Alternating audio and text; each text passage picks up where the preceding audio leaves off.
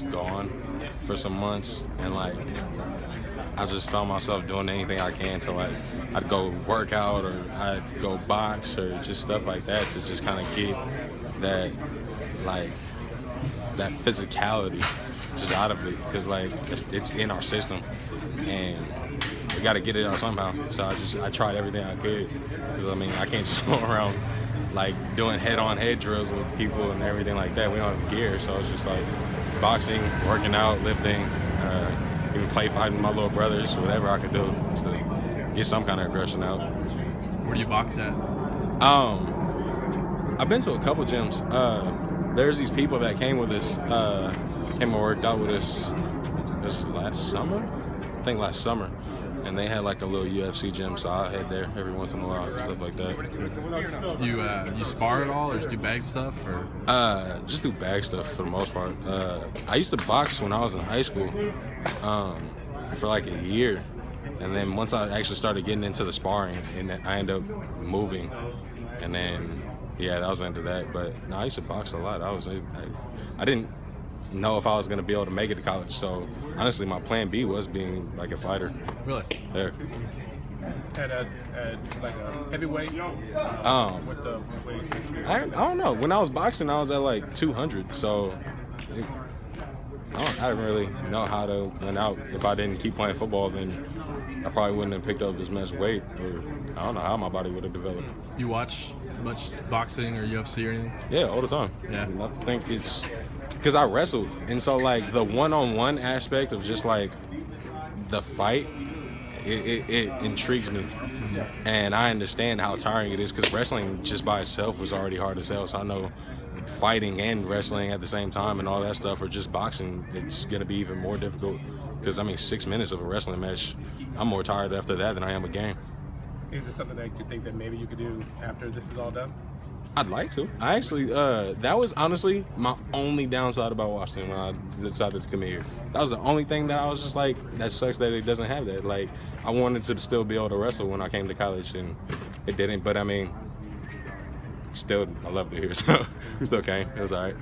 Now the wrestling thing, is that after your 15-year NFL career is over? Hopefully, Like hopefully. before, during? Nah, that hopefully after. But that'd be a nice kind of like after career thing to do. You're talking like WrestleMania type thing, or what? Nah, not WrestleMania.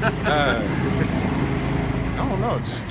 Just back into that kind of like one-on-one. Like I said, just the one-on-one. Just like literally you versus that guy. Like in football, you get some one-on-ones, but there's a whole other game and other aspects going on. But like when I was wrestling, it was literally you versus him.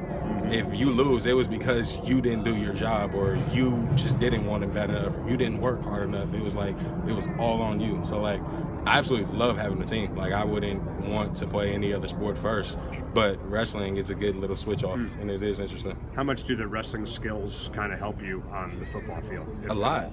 Conditioning, like I said, I'm more tired in 6 minutes of wrestling match than I am most of a game of football. And leveraging, hand placement, just knowing how to work your body. So you got to be extremely like coordinated in wrestling. It's insane what those guys do. Yeah, and then with guys like Tani taking off and going back to a couple years ago, Howley, Danny, have you kind of found yourself now in the role of a leader on that defensive front and on that defense?